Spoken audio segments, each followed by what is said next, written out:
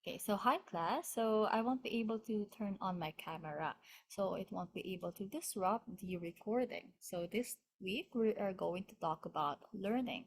So here is our objective. So describe the nature of learning, differentiate between classical and operant conditioning, and then understand social learning and apply its use in real life situations. So how do we define learning? So it is basically a process in which new information, habits, or abilities are acquired. So in general, any modification, alteration, changes of behavior due to a contact with the environment. So learning and its effect on behavior. In humans, learning has a much larger influence on behavior than, say, instincts. So there are two types of learning. You have the simple and then the complex learning. In the simple learning, you have habituation, or learning not to respond to the repeated presentation of a stimulus. For example, emergency sirens in the city. So at first, maybe it catches your attention, but habang tumatagal, because it becomes more frequent because it becomes repeated, you become accustomed to it. So how often do you look when a car alarm goes off? You also have here the mere exposure effect. So it is a learned preference for stimuli to which we have been previously exposed. So for example, you have this in the picture. You have the Coca-Cola and then the Pepsi. So for example, you participate in a kind of experiment in which they ask you to test different kinds of soda and then you rate which among the two do you prefer the most. And then ang una mo doong tatikman is yung Coca-Cola and then the second one is the Pepsi. But what the experimenter did not know is that your mother absolutely loves Coca-Cola. So let's say in a week, maybe nakakalimang can of soda siya or nakakalimang mismo siya. So dahil doon sa history mo, it becomes a mere exposure effect. You rate Coca-Cola higher than Pepsi. So now we move to the complex learning.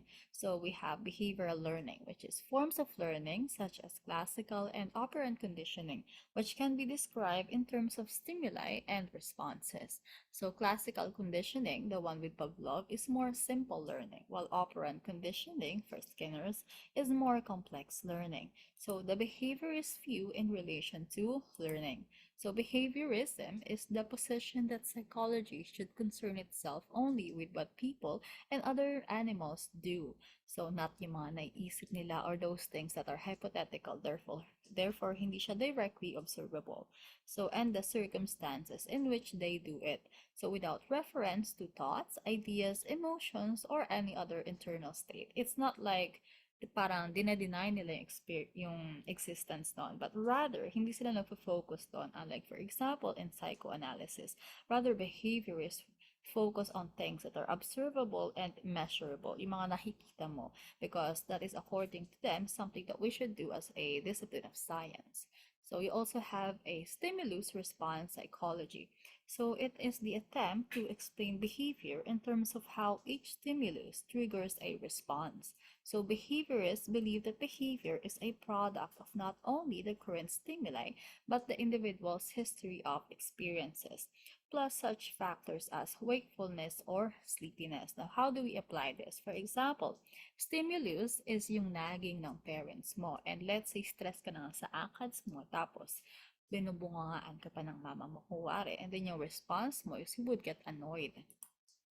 And then you have different theories of learning. So we will talk about three, but for the first one, we will begin with classical conditioning muna. So the process by which an organism learns a new association between two stimuli, a neutral stimulus, and one that already evokes a reflexive response is known as classical conditioning or Pavlovian conditioning. Kasi di ba, yung precursor nito is si Ivan Pavlov. So it is called classical because it has been known and studied for a long time. So very established na siya. So, ayan. So, nakikita natin dito yung aso. We also have the metronome. So, the metronome sound is the neutral stimulus. So, at first, that alone doesn't elicit any response to the dog. But during the training, the metronome sound becomes a conditioned stimulus. And then, when it is followed by the meat, The meat then acts as the unconditioned stimulus, and then it automatically elicits that meat automatically elicits an unconditioned response in which the dog salivates. So Pavlov assumed that animals are born now with automatic connections called unconditioned reflexes between a stimulus such as food and a response such as mga secreting digestive juices, in this case yung laway ng aso.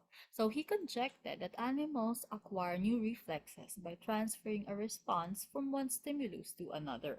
So for example, if a particular sound always precedes food, an animal would salivate to the sound as if it were the food kasi na-associate ng aso yung dalawang yun na mag-pairing. So Pavlov selected dogs with a moderate degree of arousal. So highly excitable dogs would not hold still long enough because of what he called their freedom reflex.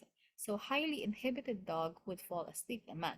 So he attached a tube to one of the salivary ducts in a dog's mouth to measure the salivation. So he could have measured stomach secretions, but salivation was much easier to measure. So whenever Pavlov gave a dog a food, let's say itong meat na to, the dog salivated. Now the food elicit salivation connection was automatic. So, requiring no trading. Nag-elicit na talaga siya ng salivation. So, itry mo yun sa aso mo. So, mag-present ka ng meat dyan. Let's say yung hindi pa luto and then i-testing mo if maglalaway ba siya. So the unconditioned stimulus, or what we refer to as the UCS, is an event that automatically elicits an unconditioned response. So the unconditioned response is the action that the unconditioned stimulus elicits. So next, Pavlov introduced a new stimulus, such as a metronome or other sounds. So yung nakikita natin dyan na parang clock. So upon hearing the metronome, the dog lifted its ears and looked around but did not salivate. Hindi siya naglaway. So the metronome was a neutral stimulus kasi initially it doesn't elicit any response kasi nga neutral stimulus siya with regards to salivation. So Pavlov sounded the metronome shortly before giving the food to the dog. So, ayan, nakikita na natin. So, after some number of repetitions, the metronome, initially a neutral stimulus, becomes a conditioned stimulus and it evokes a conditioned response. So, after a few pairings of the metronome with food, the dog began to salivate. Nagdalaway na siya as soon as it hears the metronome. So, we call the metronome the conditioned stimulus because a dog's response to it depends on the preceding condition. So that is yung pairing of the CS with the unconditioned stimulus or the conditioned stimulus with the unconditioned stimulus. The salivation that follows the metronome is the conditioned response. The conditioned response is whatever response the conditioned stimulus elicits as a result of the conditioning or the training procedure. So at the start, the conditioned stimulus elicits no significant response. So after training, however, it elicits a conditioned response. So to review, the unconditioned stimulus or the UCS, such as the food, automatically elicits the unconditioned response or what we call the UCR, such as salivating. So a neutral stimulus, such as the sound galing from the metronome, that is paired with the unconditioned stimulus becomes a conditioned stimulus. So the neutral stimulus becomes a conditioned stimulus. So at first, it elicits no response or an irrelevant response kasi neutral stimulus lang siya eh. So the dog merely looks around kung saan ba galing yung sound na yun. But after some number of pairings of the conditioned stimulus, which is the meat with the unconditioned stimulus, so the conditioned stimulus elicits the conditioned response, which is salivating, which usually resembles the unconditioned response. So let us review. So the unconditioned stimulus, which is the UCS, is an event that automatically elicits an unconditioned response, while the unconditioned response, or the UCR, is the action that the unconditioned stimulus elicits. So the conditioned stimulus, or the CS, is a response that depends on the preceding condition. So that is the pairing of the CS with the UCS. So the conditioned response naman is whatever response the conditioned stimulus elicits as a result of the conditioning or training procedure. So let us look at more examples. So naalala nyo ba yan? Alam nyo ba yan kapag kuwari, di ba kapag pinapaayos mo yung ngipin mo and then yan yung drill actually na inaano dun sa ngipin mo and then kapag naririnig mo yun parang nangingilo ka. So you hear the sound of a dentist drill as we see here in the picture. Kuwari kapag magpapapasta ka. Shortly before the unpleasant experience of the drill on your teeth. Kasi di ba nga parang meron tong joke na sinasabi na parang mas gugustuhin mo pa na injure yung pain kaysa pumunta ka sa dentist kasi nakakatakot. Parang as much as possible, you prolong the pain kaysa naman yung magpabunot ka ng ngipin. So from then on, the sound coming from the drill arouses anxiety from the patient. So, ayun yun. So, initially, kapag the UCS is merely just a drill. Yung pag-drill elicit, yung drill na yan, hindi siya talaga nag-elicit ng anxiety. It just causes tension, di ba? So, however, after some time, the noise becomes the neutral stimulus and then the conditioned stimulus. So, every time maririnig mo yung noise coming from the drill, it makes you tense, it makes you anxious. So, it arouses anxiety. And then let's look at the second example. So, a nursing mother responds to her baby's cries by putting the baby to her breast, so stimulating the flow of milk. So after a few days of repetition, the sound of the baby's cry is enough to start the milk flowing. So yung cry na baby that becomes the UCS. So initially this is the NS or the neutral stimulus, but then it becomes the conditioned stimulus that elicits a conditioned response, which is yung sa milk flowing. So what do we have here? So suppose someone sounds a buzzer and then blows a puff of air into your eyes. So after a few repetition, you start to close your eye as soon as you hear the buzzer. Now the buzzer sounds repeatedly without the puff of air. Now what do? So you blink your eyes the first time and perhaps the second and third times, but before long you stop. So this decrease of the conditioned response is called the extinction. So to extinguish a classically conditioned response, repeatedly present the conditioned stimulus without the unconditioned stimulus. That is, acquisition of a response occurs when the conditioned stimulus predicts the unconditioned stimulus, and extinction occurs when the conditioned stimulus no longer predicts the unconditioned stimulus. So extinction is not the same as forgetting. Both weaken a learned response, but they arise in different ways. So you forget during a long period without reminders or practice. Extinction occurs because of a specific experience, perceiving the conditioned stimulus without the unconditioned stimulus. If acquisition is learning to make a response, acquisition is learning to inhibit it. Now let's go back to our dog example. Di ba nga, yung metronome, that is your conditioned stimulus, and then your unconditioned stimulus is the meat. But if you repeatedly sound the metronome pero wala siyang katumbas na meat, then it causes extinction. So, maglalaway man yan, but eventually it stops kasi marirealize ng aso na ay wala naman pala siyang kaakibat na meat. So suppose you are in a classical conditioning experiment. So at first, you repeatedly hear a buzzer, which is the conditioned stimulus that precedes a pop of air to your eyes, which is the unconditioned stimulus. Then the buzzer stops predicting an air puffs. So after a new trial or after the few trials, your response to the buzzer extinguishes. So next, you wait a while while nothing happening until suddenly you hear the buzzer again. So what will you do? So changes are you blink your eyes at least slightly. So spontaneous recovery is a temporary return of an extinguished response after a delay. So why does spontaneous recovery occur? So think of it this way. So at first, the buzzer predicted a pop of air, and then you behave in accordance with the more recent experiences. So let us review. Extinction is a decrease in the conditioned response. So spontaneous recovery naman is a temporary return of an extinguished response after a delay. So let's look at this example. Suppose a bee stings you and you learn to fear bees. Now you see a wasp or hornet. Will you fear that too? So you probably will, but you probably will not fear butterflies or other insects that don't resemble these. The more similar a new stimulus is to the conditioned stimulus, the more likely you are to show a similar response. So stimulus generalization is the extension of a conditioned response from the training stimulus to similar stimuli.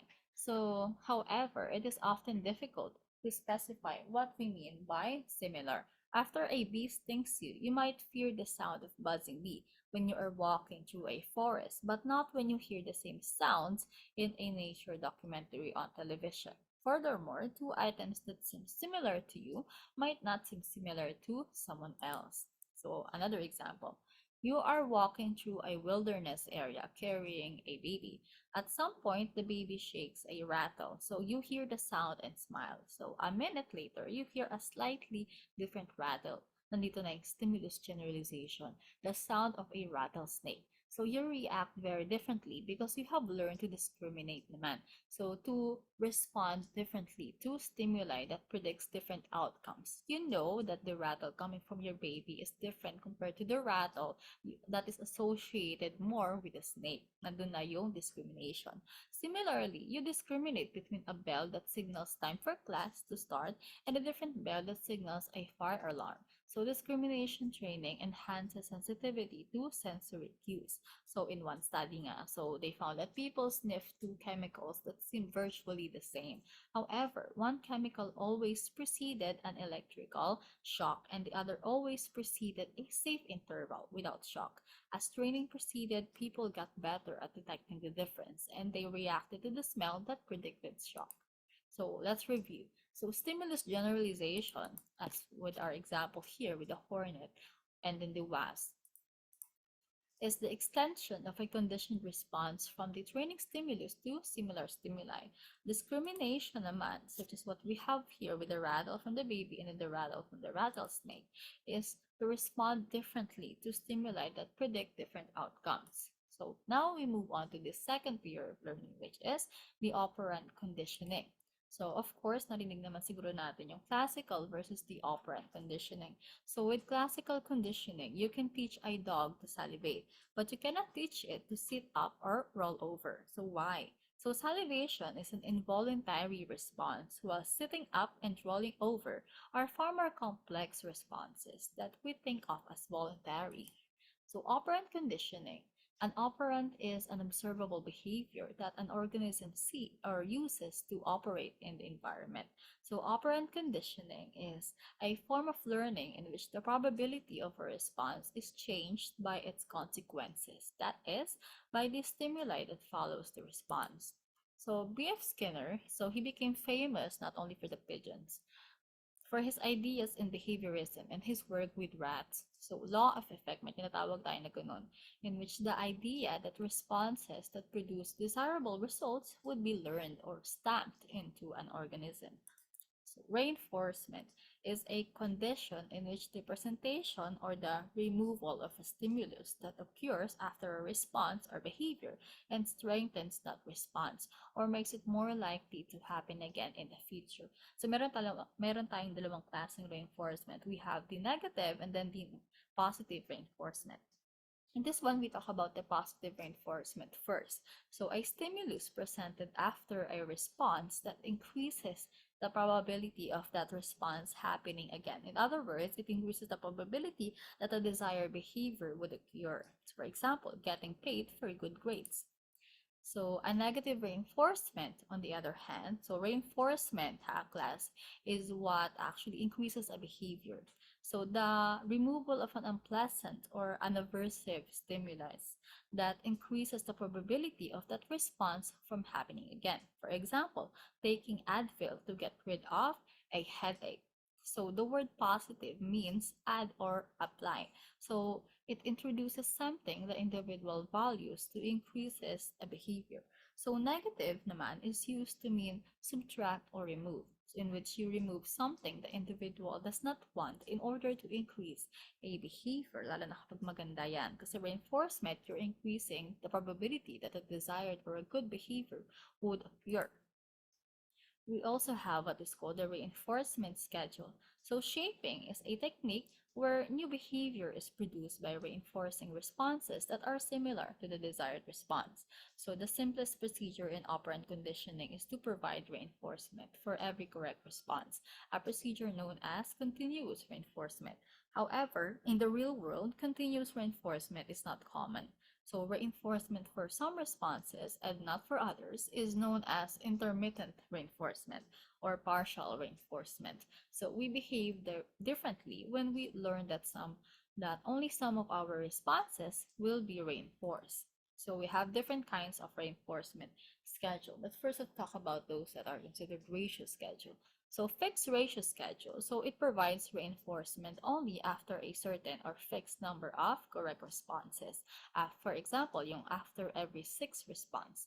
So it also includes kuwari, mga factory workers who are paid for every 10 pieces they turn out, or fruit pickers who get paid by the bushel. So a fixed ratio schedule requires a small number of responses, such as 2 or 3, and produces a steady rate of response. However, if the schedule requires many responses before reinforcement, the typical result is a pause after each reinforcement and then resumption of steady responding. And then we also have the variable ratio schedule. So it is similar to a fixed ratio schedule, except that reinforcement occurs after a variable number of correct responses. For example, reinforcement might sometimes occur after 1 or 2 responses, sometimes after 5, sometimes after 10.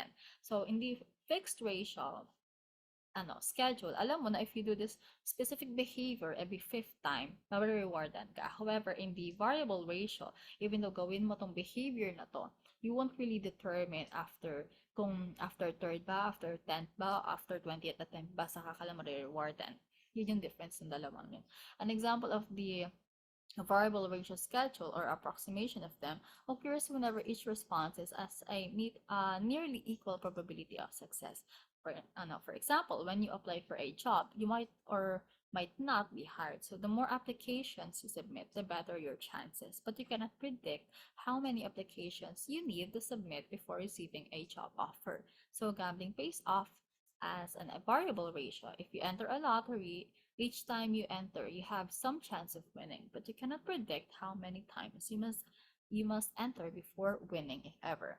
And then you also have the fixed interval schedule. Dito naman, it's more of time na may tinitignan dito. So, fixed interval schedule, it provides reinforcements for the first response after a specific time interval. For instance, an animal might get food for its first response after a 15-second interval. Then it would have to wait another 15 seconds before another response is effective. So animals, including humans, on such a schedule learn to pause after reinforcement and begin to respond again towards the end of the time interval. So as the time of the next reinforcement approaches, the rate of responding accelerates. So the cumulative record is, kunwari, shown, pero di ko napapakita yun. So checking your mailbox is an example of behavior of on a fixed interval schedule. If your mail is delivered at about 3 p.m. and you eagerly await an important package, you might begin to check around 2:30 and continue checking every few minutes until it arrives. So showing up on time for class is another example. Ayan. And then we continue with the variable interval schedule. So reinforcement is available after a variable amount of time. For example, reinforcement may come for the first response after 2 minutes, then for the first response after the next 7 seconds, then after the 3 minutes, 20 seconds, and so forth. So you cannot know how long before your next response is reinforced. Consequently, responses on a variable interval schedule are slow but steady. So checking your email or your Facebook account is an example. So a new message could appear at any time. So you check occasionally. So stargazing and bird watching are also reinforced on a variable interval schedule. The opportunity to see something unusual appears at unpredictable intervals. And then we have punishment. Kasi tapos na tayo sa reinforcement. So punishment is an averse or disliked stimulus which occurs after a behavior and decreases the probability that it will occur again. So you have two kinds then. You have the negative and then the positive punishment. But for the negative punishment, it occurs when a desirable event ends or is taken away after a behavior. For example, getting grounded from your cell phone after failing your progress report. So it is taking away from a fun activity. And then you have the positive punishment. It involves presenting an unfavorable outcome or event following an undesirable behavior. For example, spanking a child when he throws a tantrum. So meron tayong tinatawag na reinforcement or punishment matrix. So kapag positive reinforcement daw, it is the consequence makes the behavior more likely to happen in the future. And then when you refer to the punishment naman, the consequence provides something. Like for example, parang yun yun, spanking. And then in the negative reinforcement naman, the consequence make the behavior more likely to happen in the future. And in the negative punishment, the consequence takes away something. Right? Like for example, it removes a headache or a timeout. And then you have what is called the uses and abuses of punishment. So punishment often produces an immediate change in behavior, which ironically reinforces the punisher. So however, punishment rarely works in the long run for four reasons. So the power of punishment to suppress behavior usually disappears when the threat of punishment is gone.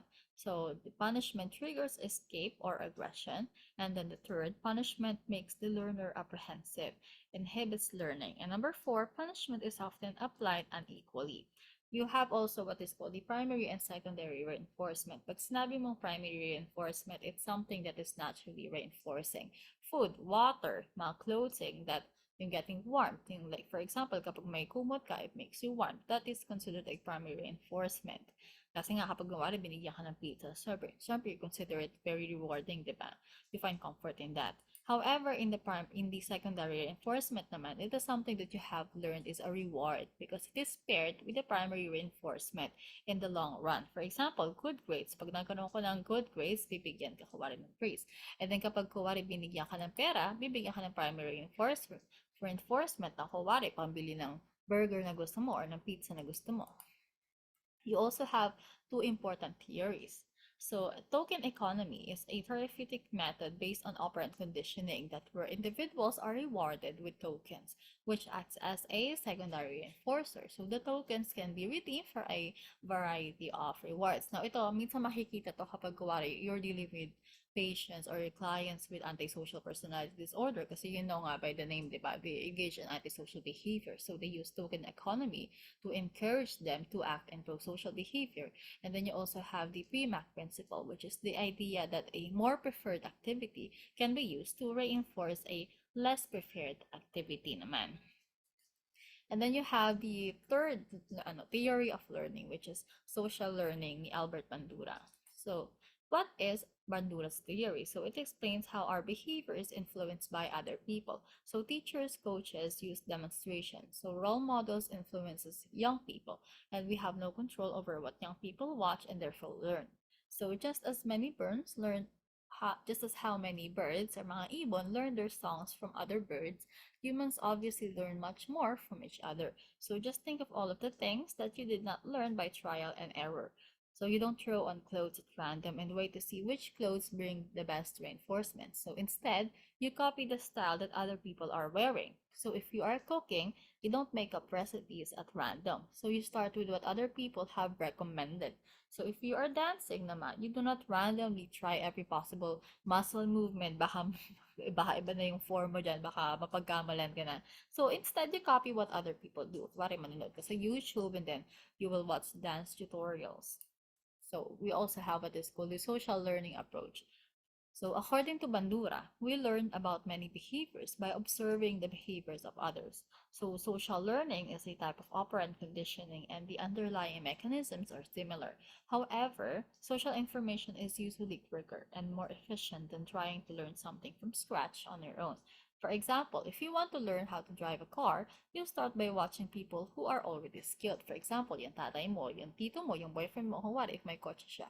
When you try to drive, you receive reinforcement. Like, for example, ay, ang galing mo naman mag-drive pala for driving well, and punishments, possibly injuries, or baka mamaya sapak-sapakin ka or pagalitan ka ng nanay mo na sabihin sa'yo, naku, wag ka na mag-drive, baka mamaya masigasaan ka pa dyan if you drive badly. But your observations of others facilitate your progress, especially if you receive good feedback or mga positive feedback from people who are good at driving.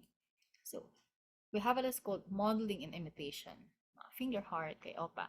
So if you visit another country with customs unlike your own, you find much that seems bewildering. So even the way to order food in a restaurant may be unfamiliar. So a hand gesture such as the one encircled in the slide is considered friendly in some countries, but rude and vulgar in others. So many visitors to Japan find the toilets confusing. So with effort, you learn foreign customs either because someone explains them to you or because you watch and copy. So you model your behavior after others or imitate others. In high school, what made certain students popular? So no doubt you would recite many reasons, but once they become popular, simply become the center of attention increases their popularity. If a friend showed interest in some boy or girl, you started to notice that person too. You modeled or imitated your friend's interest. Kaya nga di ba sinabi nila, wag mo sabihin sa kaibigan mo na may crush ka dun sa lalaki or else magiging crush niya din yun. Baka mag-away pa kayo. So the same is true in non-humans. If one female shows an interest in mating with a particular male, other females increases their interest in him also kahit hindi naman gwapo. Kuwari yung chimpanzee na yun. Why do we imitate? Other people's behavior often provides information. Did you ever have this experience, Kaware? So you tell your parents you want to do something because everyone else is doing it. So they scream. If everyone else were jumping off a cliff, would you do it too? Di ba madalas sasabi natin yan sa mga boomer natin na parents. So, well, let's think about it. So literally everyone were jumping off a cliff. Maybe they have a reason. Maybe you're in great danger where you are. Maybe if you jump, you land in something soft. If everyone is jumping off a cliff, you should consider the possibility that they know something that you don't. So another reason for imitation is that other people's behavior establishes a norm or rule. For example, you wear casual clothing where others dress casually and formal wear where others dress formally. So you drive on the right side of the road in the United States or on the left side in Britain. So doing the same as other people is often helpful. So you also imitate automatically in some cases. If someone yawns, you become more likely to yawn yourself. So, baka mamaya, doon ka mabisto na crush mo. Silip ka ng silip or tingin ka ng tingin sa crush mo. Tapos biglang nag-yawn siya. Tapos nag-yawn ka din. Is timing, bigla siya napatingin sa'yo. Di ba? Nahuli ka.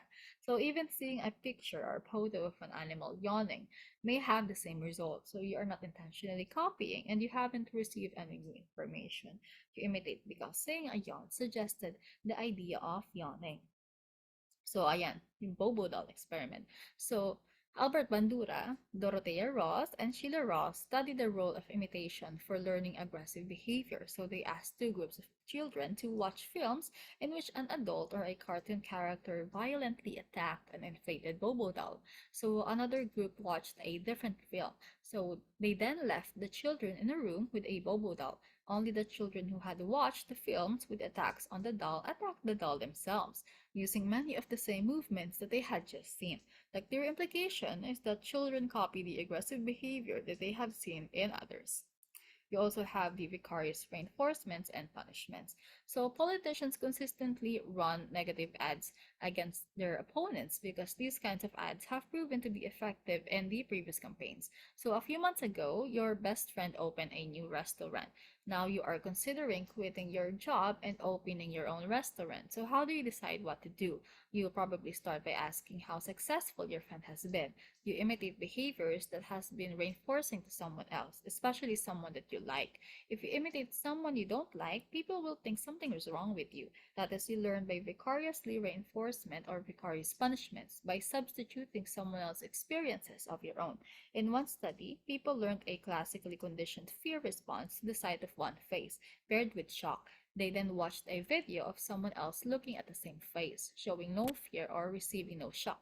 Watching that video decreased their own fear response. So whenever a new business venture succeeds, other companies copy it. When a sports team wins consistently, other teams copy its style of play. So you get the point now. Politicians imitate the campaign tactics of candidates who were previously elected naman. We also have self-efficacy in learning. So self-efficacy is the belief of being able to perform the task successfully. You consider your strengths and weaknesses, and you compare yourself to the successful person and estimate your chances of success. Thus, when you watch an Olympic diver win a gold medal, why do you presumably not try to imitate those dives? So you imitate someone else's behavior only if you have a sense of self-efficacy. This effect is clear in children's life aspirations. Nearly anyone would like a high paying, high prestige profession, but many think that they can never rise to that level, so they don't try. And then lastly, you have self reinforcement and self punishment. So we tend to imitate the actions of successful people, but only if we feel self efficacy. I believe that we could perform the task well. In your sense of self efficacy, is strong enough, you try to imitate the behavior of successful people, but actually succeeding may require prolonged efforts. So people typically set a goal for themselves and monitor their progress towards that goal. So sometimes people reinforce or punish themselves, just as if they were training someone else. So kung wari, you're preparing for your exam and you say to yourself, pagtatapos ko tong 5 chapter, order ako ng McDo para sa akin mamaya, parang ganun. So here is our assignment. So what are the four processes governing observational learning and explain? So look back and remember instances in your life where you applied it after being inspired by your role model or idol. So ayun yung format, guys. So that is it. So thank you.